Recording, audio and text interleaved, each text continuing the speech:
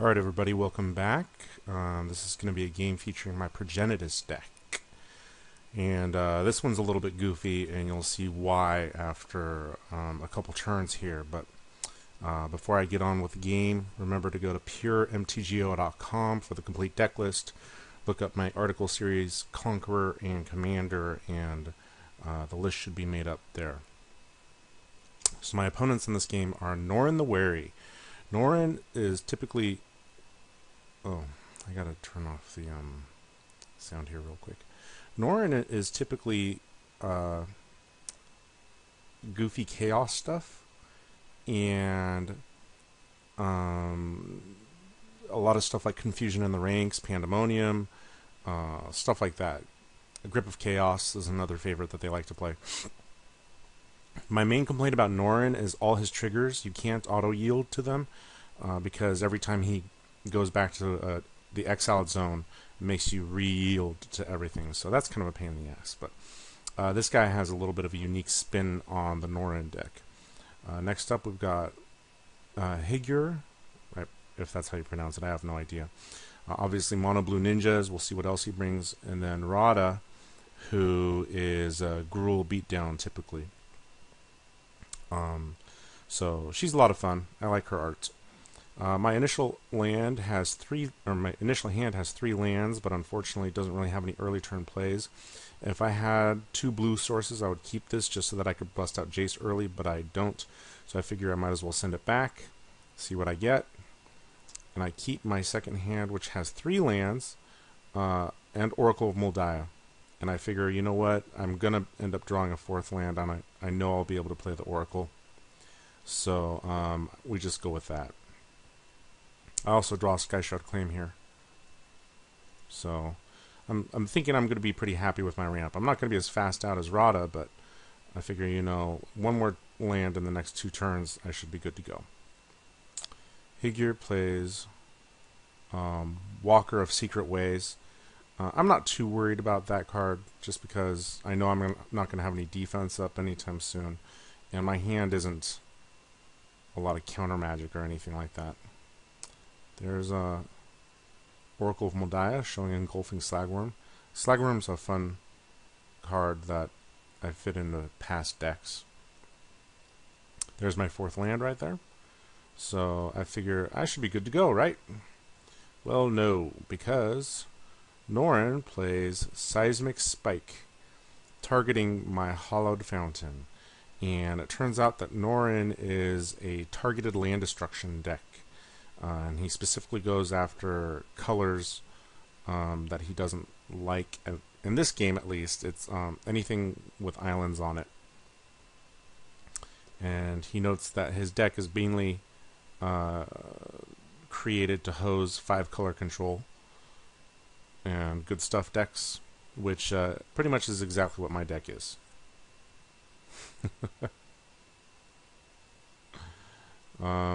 The Slagworm tries to come out, but it gets cancelled by Higure.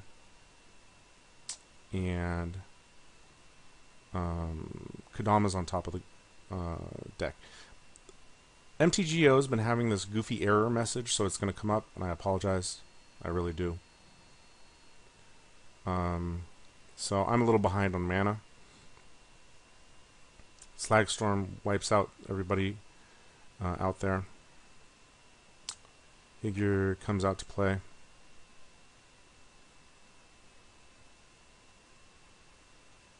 Kodama is going to come out to play.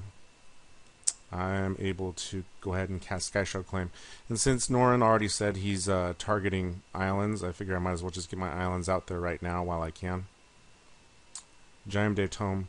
The Tome's a fun old school card. I like it. Higure goes after Norin and searches up Ninja of the Deep Hours. Radha plays Stonebrow. This is awesome. Not only is you know, Radha kind of an aggressive commander, but she's got backup in the form of Stonebrow, and I love Stonebrow. I've said that plenty of times. It makes Kodama a pretty big beater, and Norin's kind of facing the wrath of the targeted land destruction a little bit. So I play my Oracle. and I put another land out. And there's Sorin. Sorin's not going to do a whole lot for me right now because I don't have enough black mana to play him. But I do have Chandra, and Chandra can copy my Stroke of Genius if I want it to, or any other instant or sorcery that comes up that can be copyable. Right now I just ding Norin for one. Norin's at 28. So he plays Into the Maw of Hell, which is actually a fun titled card, but he uses it to get rid of Stonebrow and to destroy my tropical island. So I'm still a target here. And I'm hoping that I can get Mana Reflection out there at some point, but honestly I just don't want to draw more attention to myself, even with Chandra out there. We get Soratami Savant comes out to play. Higure attacks Radha and searches up Mistblade Shinobi. Instigator Gang. It's a nice little pump, you know, even if it's just +1/+0. You can also get +3/+0. And then there's another one. Soratami Savant can counter spells. So that's cool, right? I mean, right now he's got to return a land to his hand, but he's got the mana to counter stuff if he really wants to.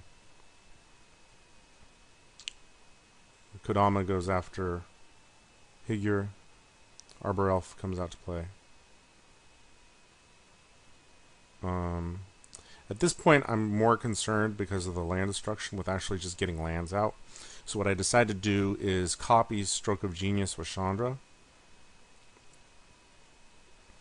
and hopefully draw a couple lands so I can play 2 lands during this turn with Oracle. Primordial Hydra is on the top of my deck, and he's not going to help me a whole ton right now. So I draw like 6 cards off of Stroke of Genius, copied, and I don't draw any lands.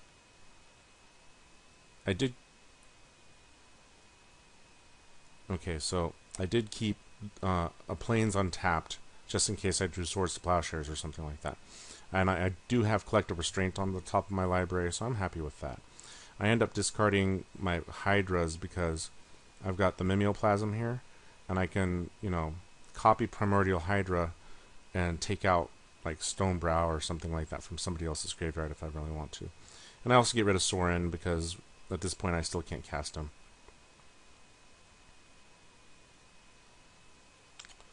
So he uses the Tome to draw a card, and then I get my Volcanic Island Stone Rained. So he's still targeting me with the land destruction. And in case you guys hadn't figured that out, being able to cast Progenitus with land destruction out there is very difficult. It's possible. I mean, I've still got Mana Reflection out there, but I think people will really notice stuff and target me if I put Reflection out there right now. Spirit Away comes out to steal my Oracle. Yeah, and right now I'd rather just say, oh my gosh, I'm getting picked on, than look really offensive.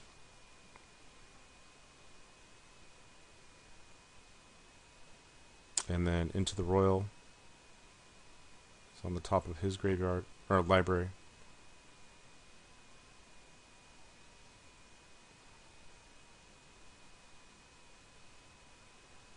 Radha plays Rumbling Slum, old school Gruul card. I get attacked by Kodama. There's Collective Restraint. I decide to recross the path first. And I lose the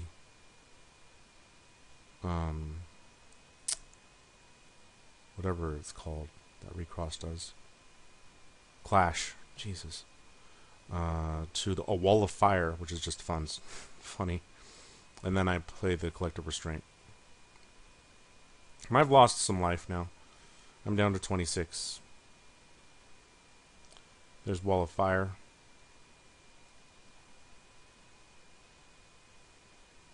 Spinovish Saw is going to come out and take out my Collective Restraint. And I get attacked by the Soratami, but Mistblade Shinobi comes out. Everybody gets hit by Rumbling Slum. There's Soul of the Harvest. So right now, I'm starting to take a decent amount of damage, and I'm going to have to use Austere Command to wipe the board, unless I draw something better, because I dropped to 11. But I draw Supreme Verdict, which will fit in nicely.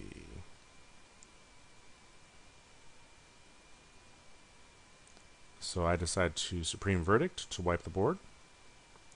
And I play Dragon Master Outcast because I'm expecting to be able to pump out a dragon the next turn. That's when Norin plays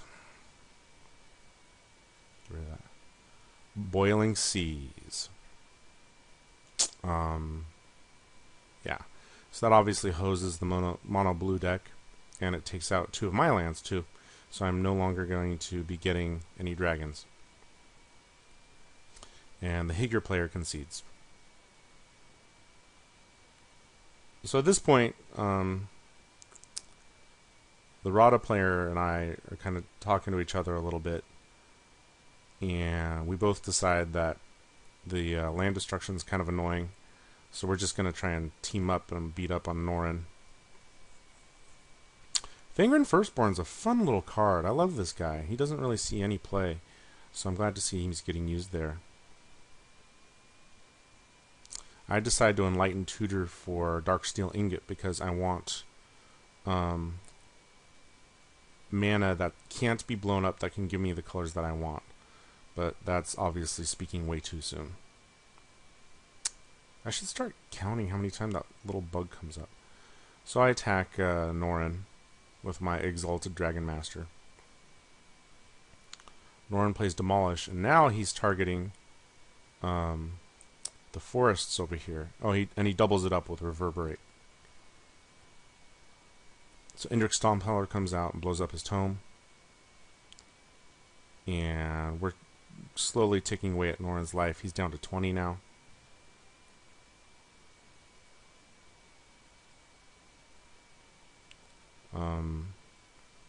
Kasali Pride Mage goes after Norin.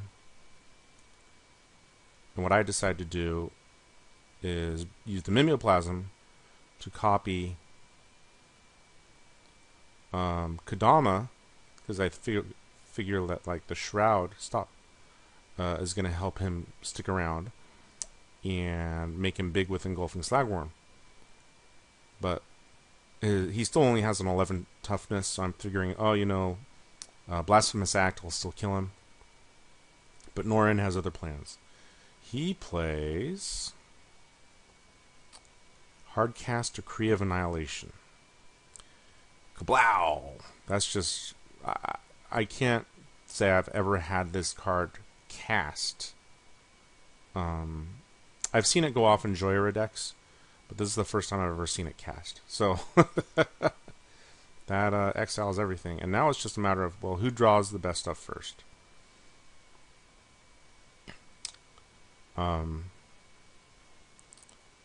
And Radha's at 36, Norin's at 17, and I'm at 11.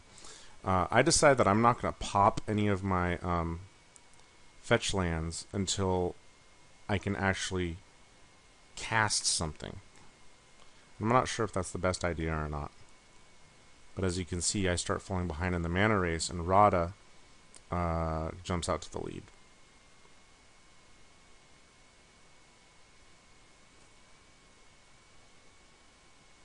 So we've got like a few turns of sitting here staring at each other until Radha gets a mountain.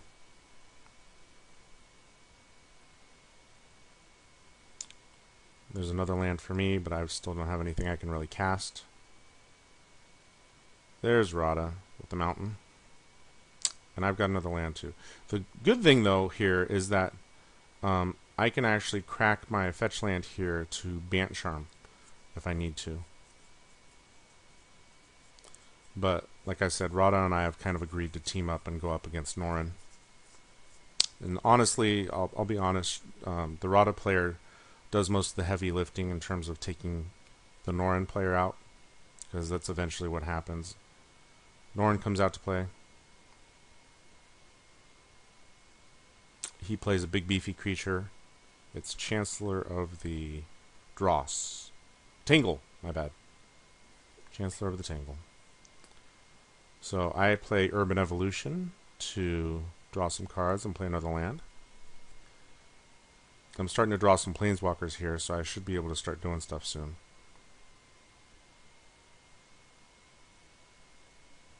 Oh yeah, he Lightning Bolts Radha. But that's not going to stop the 6 damage that's coming his way.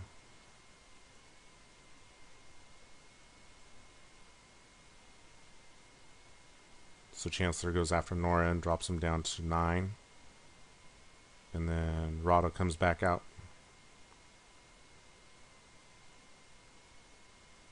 I keep chipping away at my life totals with my fetch lands and stuff.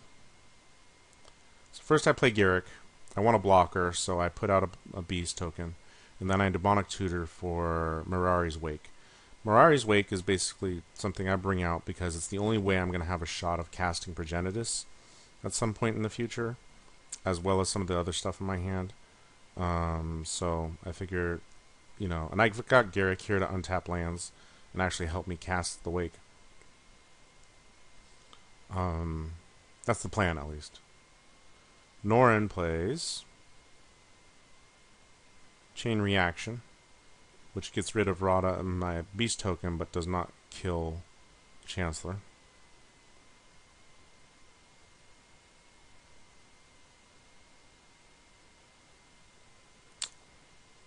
Stop that.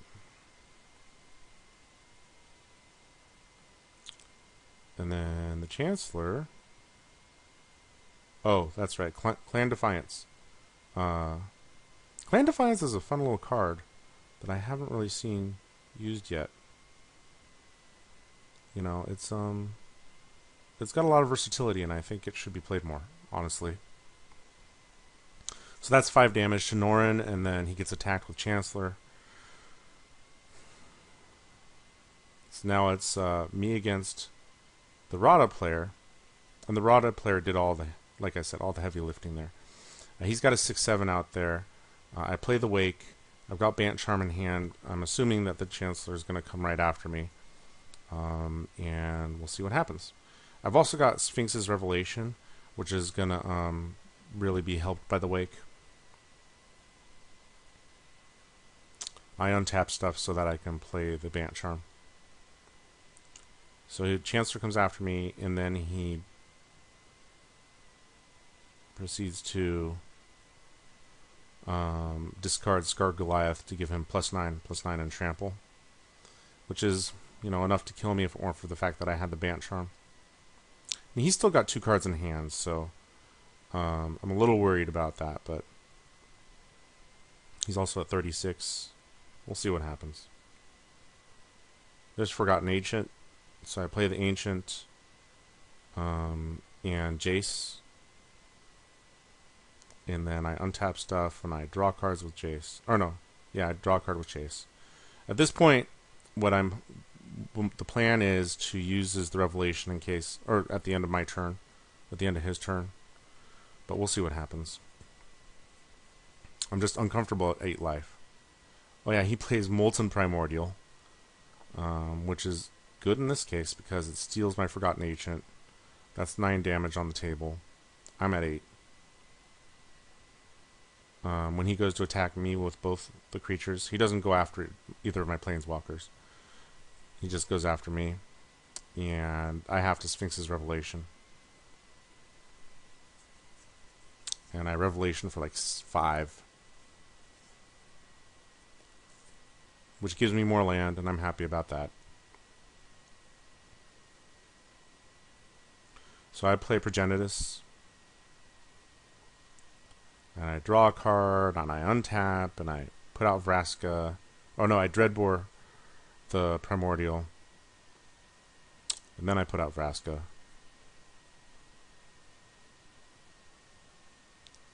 And right now, I was thinking, okay, you know, the one thing that would actually kill me here is Insurrection. I don't think with 1 card in hand. Well, you know, I mean, there's direct damage. Direct damage could have killed me too. And you know what? If I'd lost this game, I'm fine with that. you know, he did all the heavy lifting, and then I came in at the end. He ends up playing Radha again. So I've got Finest Hour in hand, and I can transfer counters over onto Progenitus because Forgotten Agent doesn't target when he's moving counters. So you can make, you know, Progenitus pretty big. So essentially all I do is I push some counters onto Progenitus, and I play Finest Hour, and then I attack twice for the win. So that's the game. You know, with the help of the Radha player, I was able to overcome the Norin player and his land destruction and the Decree of Annihilation. But it did take 26 turns. So it was interesting, a little different. Hope you liked it. Alright, thanks.